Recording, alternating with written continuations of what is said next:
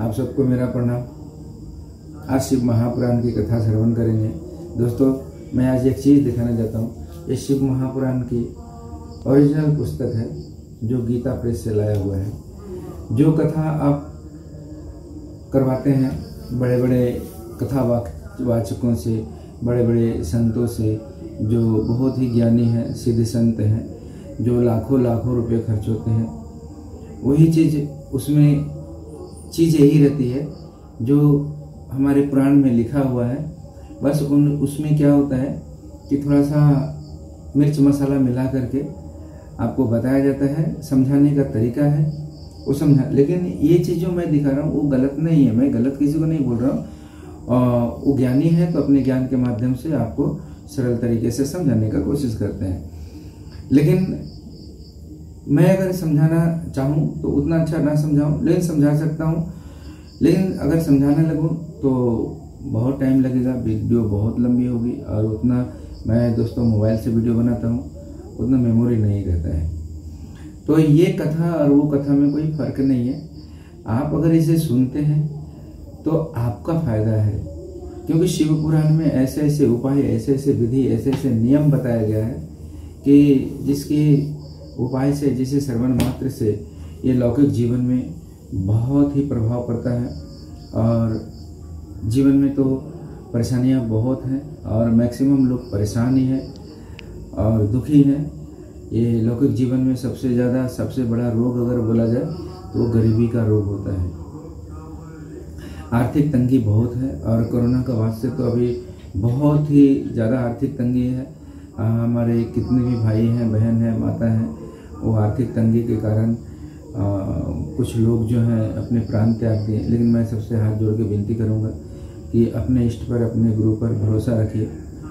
अगर आपके कोई गुरु नहीं है तो देवादिदेव महादेव को अपना गुरु बनाइए, और देखिए आपके जीवन में नए मार्ग खुलेंगे, नए रास्ते मिलेंगे, जीवन में एक नया सवेरा आएगा। आप विश्वास कीजिए। आप विश्वास नहीं भी करें तो भी शिव को गुरु बनाकर आप अपनी मनोकामना को बोलिए, महादेव से दया मांगिए। देखिए दया करते हैं, भगवान रूप में दया करेंगे तो हो सकता है कि थोड़ा टाइम लगे प्रसन्न होने में, लेकिन गुरु रूप में बहुत तीव्र दया करते हैं। महादेव को अपना गुरु बनाइए और अपने गुरु से दया मांगिए। देखिए गुरु उपाय होते हैं, मनुष्य निरुपाय होता है। मनुष्य को कोई उपाय नहीं काम करता, उसका उपाय गुरु होते हैं। मनुष्य का उपाय अगर काम करता तो आज हम दुखी क्यों रहते हैं। अगर जीवन में गुरु नहीं है तो आपका कोई उपाय काम नहीं करेगा। अगर आपके जीवन में गुरु है तो देखिएगा आपका गुरु किस माध्यम से, कैसे, किस रूप में आपको समझाएंगे, वो महादेव की दया है, वो महादेव की इच्छा है। महादेव को अपना गुरु बनाइए। और ये कथा जो मैं सुना रहा हूँ, पढ़ रहा हूँ, ये शिव महापुराण, मैं ओरिजिनल शिव महापुराण को पढ़ता हूँ जो गीता प्रेस से छपा हुआ है। इसमें शिव महापुराण पुस्तक को कहा गया है कि शिव की आत्मा है ये पुराण। आप इस कथा को सुनेंगे, हो सकता है पढ़ रहा हूँ तो सुनने में अच्छा नहीं लगे, लेकिन सुनिए। सुन के इससे आपका जीवन में लाभ होने वाला है। आपके जीवन में कुछ ऐसे शब्द हैं, ऐसे चरित्र हैं, ऐसे कुछ कार्य हैं जो आपसे मिलता है, उसको शायद ना करना चाहिए या उसी को करना चाहिए।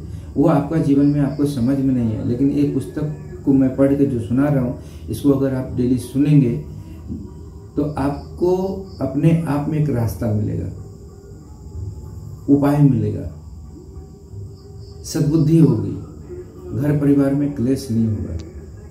तो दोस्तों, वीडियो को ज़्यादा लंबा ना करते हुए मैं कथा को शुरू करता हूँ। बाकी जो शिव महापुराण पढ़ने की जो प्रक्रिया है मैं पहले कर लेता हूँ, जो भी मंगलाचरण, गुरु वंदना कर लेता हूँ, उसके बाद में ही मैं पुस्तक को हाथ देता हूँ। तो सब मैं कर लेता हूँ, क्योंकि आप लोग सोचते होंगे कि कैसा आदमी है, शिव महापुराण पढ़ता है और आता है। नहीं, इससे पहले मुझे आधा घंटा 1 घंटा लग जाता है, उसके बाद में ही मैं पुस्तक को आप लोग को सुनाता हूँ। तो चलिए, फिर से मेरा प्रणाम है, मेरा प्रणाम स्वीकार कीजिए और शिव महापुराण की अमृतमय कथा आज सुनिए। आज का अध्याय है रुद्र संहिता का सृष्टि खंड का ही है। यज्ञदत्त कुमार को भगवान शिव की कृपा से कुबेर पद की प्राप्ति तथा उनकी भगवान शिव के साथ मैत्री।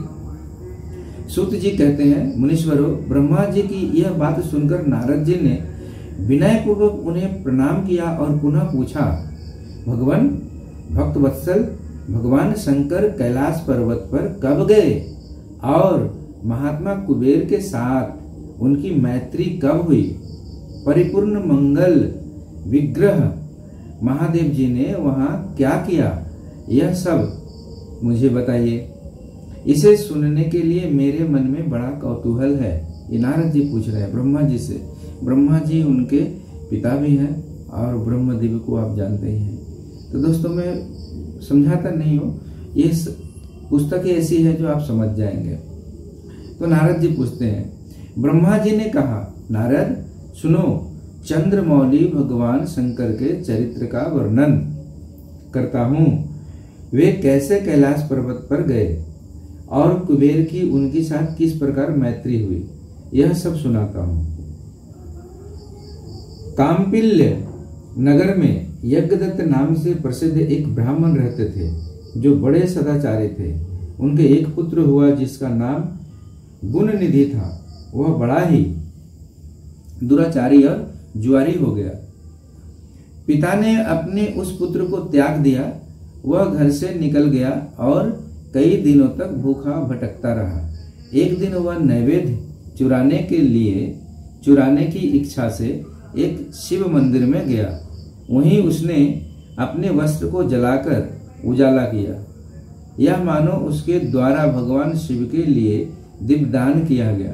तत्पश्चात वह चोरी में पकड़ा गया और उसे प्राणदंड मिला।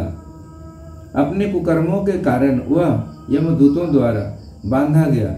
इतने में ही भगवान शंकर के पार्षद वहां आ पहुंचे और उन्होंने उसे उनके बंधन से छुड़ा दिया।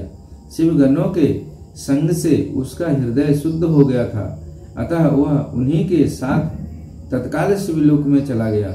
वहां सारे दिव्य भोगों का उपभोग तथा उमा महेश्वर का सेवन करके कालांतर में वह कलिंगराज अरिंदम का पुत्र हुआ। वहां उसका नाम था दम। निरंतर भगवान शिव की सेवा में लगा रहता था। बालक होने पर भी वह दूसरे बालकों के साथ शिव का भजन किया करता था। वह क्रमशः युवावस्था को प्राप्त हुआ और पिता के परलोक गमन के पश्चात राज सिंहासन पर बैठा। राजा दम बड़ी प्रसन्नता के साथ सब ओर शिव धर्मों का प्रचार करने लगे। भोपाल दम का दमन करना दूसरों के लिए सर्वथा कठिन था। ब्राह्मण समस्त शिवालयों में दीपदान करने के अतिरिक्त वे दूसरे किसी धर्मों को नहीं जानते थे। उन्होंने अपने राज्यों में रहने वाले समस्त ग्रामाध्यक्षों को बुलाकर यह आज्ञा दे दी कि शिव मंदिर में दीपदान करना सबके लिए अनिवार्य होगा।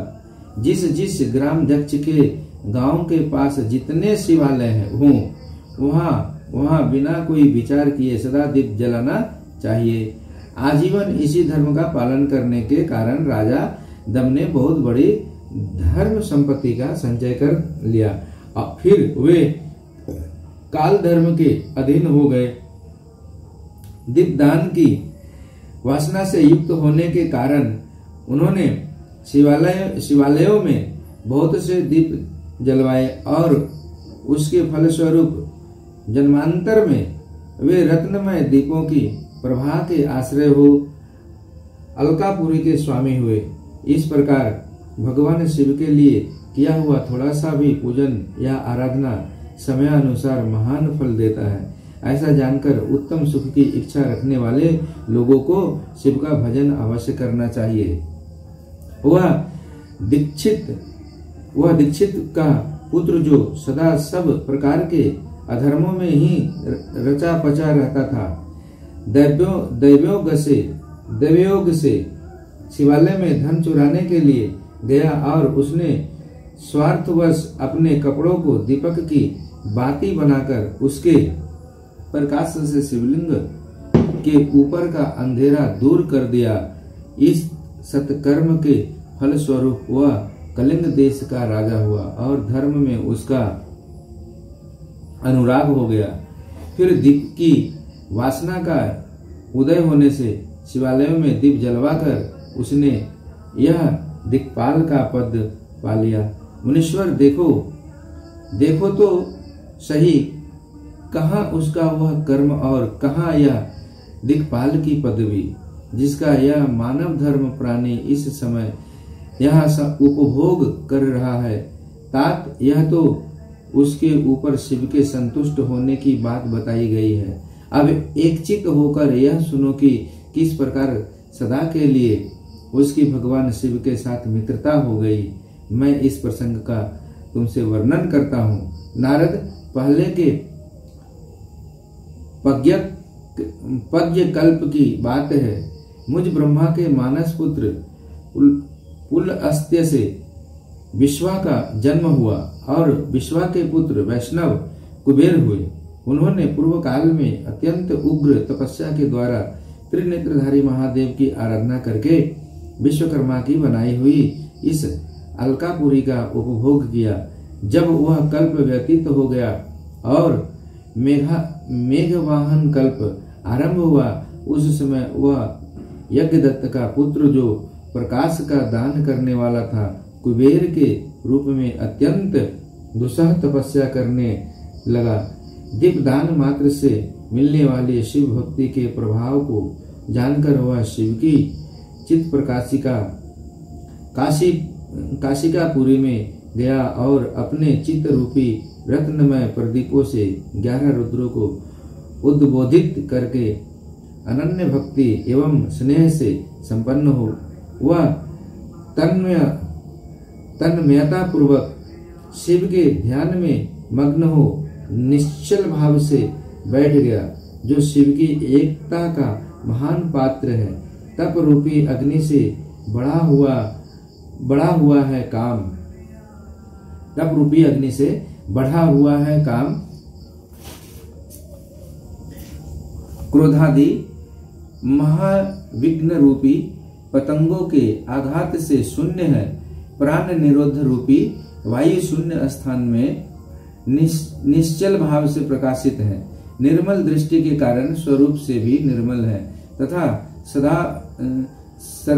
सदाव रूपी पुष्पों से जिसकी पूजा की गई है, ऐसे शिवलिंग की प्रतिष्ठा करके वह तब तक तपस्या में लगा रहा जब तक उसके शरीर में केवल अस्थि और चर्म मात्र ही अभिष्ट नहीं रह गए।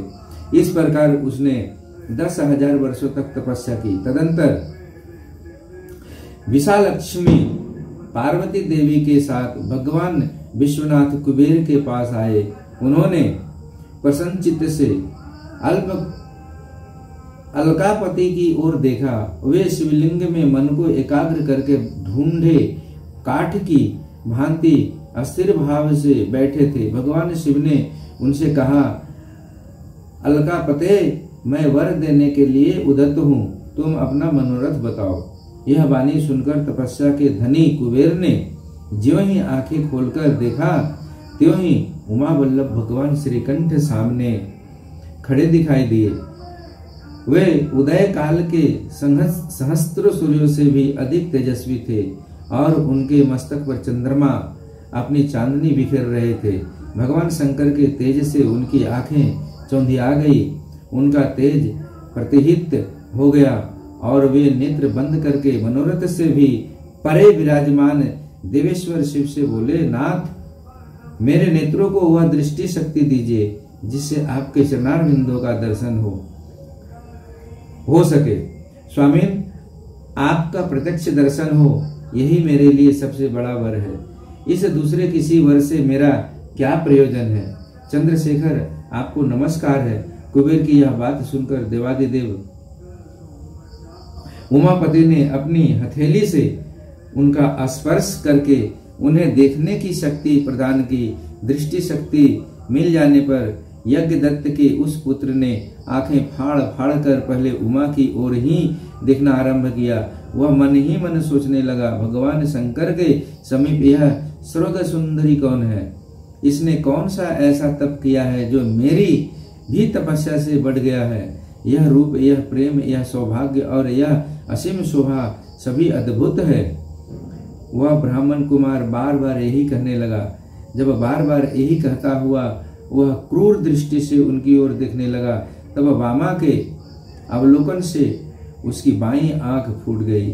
तदंतर देवी पार्वती ने महादेव जी से कहा, प्रभु, यह दुष्ट तपस्वी बार बार मेरी ओर देखकर क्या बक रहा है?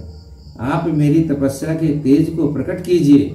देवी की यह बात सुनकर भगवान शिव ने हंसते हुए उनसे कहा, उमे, यह तुम्हारा पुत्र है। यह तुम्हें क्रूर दृष्टि से नहीं देखता, अपितु तुम्हारी तप संपत्ति का वर्णन कर रहा है। देवी से ऐसा कहकर भगवान शिव पुनः उस ब्राह्मण कुमार से बोले, वत्स, मैं तुम्हारी तपस्या से संतुष्ट हूँ। संतुष्ट होकर तुम्हें वर देता हूँ। तुम निधियों के स्वामी और ग्राहकों के राजा हो जाओ। सुव्रत यक्षों, किन्नरों और राजाओं के भी राजा होकर पुण्य जनों के पालक और सबके लिए उनके दाता बनो। मेरे साथ तुम्हारी सदा मैत्री बनी रहेगी और मैं नित्य तुम्हारे निकट निवास करूंगा। मित्र, तुम्हारी प्रीति बढ़ने के लिए मैं अलका के पास ही रहूंगा। आओ, इन उमा देवी के चरणों में साष्टांग प्रणाम करो, क्योंकि ये तुम्हारी माता हैं। महाभक्त यज्ञदत्त कुमार, तुम अत्यंत प्रसन्नचित्त से इनके चरणों में गिर जाओ। ब्रह्मा जी कहते हैं, नारद, इस प्रकार वर देकर भगवान शिव ने पार्वती देवी से फिर कहा, देवेश्वरी, इस पर कृपा करो। तपस्विनी, यह तुम्हारा पुत्र है। भगवान शंकर का यह कथन सुनकर जगदम्बा पार्वती ने प्रसन्नचित्त हो यज्ञदत्त कुमार से कहा, वत्स भगवान शिव में तुम्हारी सदा निर्मल भक्ति बनी रहे। तुम्हारी बाईं आंख तो फूट ही गई, इसलिए एक ही पिंगल नेत्र से युक्त रहो। महादेव जी ने जो वर दिए हैं वे सब उसी रूप में तुम्हें सुलभ हो। बेटा, मेरे रूप के प्रति ईर्ष्या करने के कारण तुम कुबेर नाम से प्रसिद्ध हो जाओगे। इस प्रकार कुबेर को वह वर देकर भगवान महेश्वर पार्वती के साथ अपने विश्वेश्वर धाम में चले गए। इस तरह कुबेर ने भगवान शंकर की मैत्री प्राप्त की और अलकापुरी के पास जो कैलाश पर्वत है वह भगवान शंकर का निवास हो गया। भगवान शिव का कैलाश पर्वत पर गमन तथा सृष्टि खंड का उपसंहार। ब्रह्मा जी कहते हैं, नारद मुने, कुबेर के तपोबल से भगवान शिव का जिस प्रकार पर्वत श्रेष्ठ कैलाश पर शुभागमन हुआ वह प्रसंग सुनो। कुबेर को वर देने वाले विश्वेश्वर शिव जब उन्हें निधिपति होने का वर देकर अपने उत्तम स्थान को चले गए, तब उन्होंने मन ही मन इस प्रकार विचार किया, ब्रह्मा जी के ललाट से जिनका प्रादुर्भाव हुआ तथा जो प्रलय काल कार्य संभालते हैं वे रुद्र मेरे पूर्ण स्वरूप हैं। अतः उन्हीं के रूप में मैं ग्राहकों के निवास स्थान कैलाश पर्वत को जाऊंगा। उन्हीं के रूप में मैं कुबेर का मित्र बनकर उसी पर्वत पर विलास पूर्वक रहूंगा और बड़ा भारी तप करूंगा। शिव की इस इच्छा का चिंतन करके वह रुद्रदेव ने कैलाश जाने के लिए उत्सुक डमरू बजाया। डमरू की वह ध्वनि जो उत्साह बढ़ाने वाले थी तीनों लोकों में व्याप्त हो गई। उसका विचित्र एवं गंभीर शब्द आहन की गति से युक्त था, अर्थात सुनने वालों को अपने पास आने के लिए प्रेरणा दे रहा था। उस ध्वनि को सुनकर मैं तथा श्री विष्णु आदि सभी देवता, ऋषि, मूर्तिमान, आगम, निगम और सिद्ध वहां आ पहुंचे। देवता और असुर आदि सब लोग बड़े उत्साह में भरकर वहां आए। भगवान शिव के समस्त पार्षद तथा सर्वलोक वंदित महाभाग गणपाल जहाँ कहीं भी थे वहां से आ गए। इतना कहकर ब्रह्मा जी ने वहां आए हुए गणपालकों को नामोल्लेख पूर्वक विस्तृत परिचय दिया। फिर इस प्रकार कहना आरंभ किया, वे बोले, वहां असंख्य महाबली गणपाल पधारे। वे सब के सब सहस्त्र भुजाओं से युक्त थे और मस्तक पर जटा का ही मुकुट धारण किए हुए थे। सभी चंद्रचूड़, नीलकंठ और त्रिलोचन थे। हार, कुंडल, केयूर तथा मुकुट आदि से अलंकृत थे वे मेरे श्री विष्णु के तथा इंद्र के समान तेजस्वी जान पड़ते थे। अनिमा आदि 8 सिद्धियों से घिरे थे तथा करोड़ों सूर्यों के समान उद्भासित हो रहे थे। उस समय भगवान शिव ने विश्वकर्मा को उस पर्वत पर निवास स्थान बनाने की आज्ञा दी। अनेक भक्तों के साथ अपने और दूसरों के रहने के लिए यथा योग्य आवास तैयार करने का आदेश दिया। मुने तब विश्वकर्मा ने भगवान शिव की आज्ञा के अनुसार उस पर्वत पर जाकर शीघ्र ही नाना प्रकार के गृहों की रचना की। फिर श्रीहरि की प्रार्थना से कुबेर पर अनुग्रह करके भगवान शिव सानंद कैलाश पर्वत गए। उत्तम मुहूर्त में अपने स्थान में प्रवेश करके भक्त वत्सल परमेश्वर शिव ने सबको प्रेम दान दे स्नात किया। इसके बाद आनंद से भरे हुए श्री विष्णु आदि समस्त देवताओं, मुनियों और सिद्धों ने शिव का प्रसन्नता पूर्वक अभिषेक किया। हाथों में नाना प्रकार की भेंटें लेकर सबने क्रमशः उनका पूजन किया और बड़े उत्सव के साथ उनकी आरती उतारी। उन्हें उस समय आकाश से फूलों की वर्षा हुई जो मंगल सूचक थी। सब ओर जय जयकार और नमस्कार के शब्द गूंजने लगे। महान उत्साह फैला हुआ था जो सबके सुख को बढ़ा रहा था। उस समय सिंहासन पर बैठकर श्री विष्णु आदि सभी देवताओं द्वारा की हुई यथोचित सेवा को बारंबार ग्रहण करते हुए भगवान शिव बड़ी शोभा पा रहे थे। देवता आदि सब लोगों ने सार्थक एवं प्रिय वचनों द्वारा लोक कल्याणकारी भगवान शंकर का पृथक पृथक स्तवन किया। सर्वेश्वर प्रभु ने प्रसन्नचित्त से वह स्तवन सुनकर उन सबको प्रसन्नता पूर्वक मनोवांछित वर एवं अभीष्ट वस्तुएं प्रदान की। मुने तदंतर श्री विष्णु के साथ मैं तथा अन्य सब देवता और मुनि मनोवांछित वस्तु पाकर आनंदित हो भगवान शिव की आज्ञा से अपने अपने धामों को चले गए। कुबेर भी शिव की आज्ञा से प्रसन्नता पूर्वक अपने स्थानों को गए। फिर वे भगवान शंभु जो सर्वथा स्वतंत्र हैं, योग परायण एवं ध्यान तत्पर हो पर्वत कैलाश पर रहने लगे।